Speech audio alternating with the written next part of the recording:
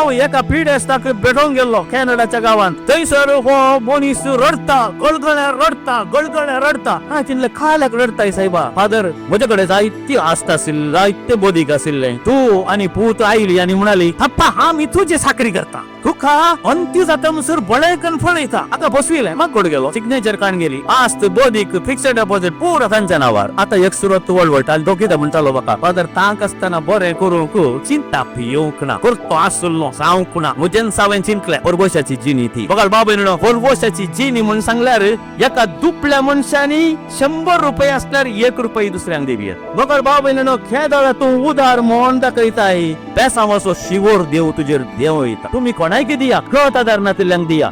थंयसर तुझ्या जिवितांत तूं तयार करताय तुझी मुक्ली जिणी.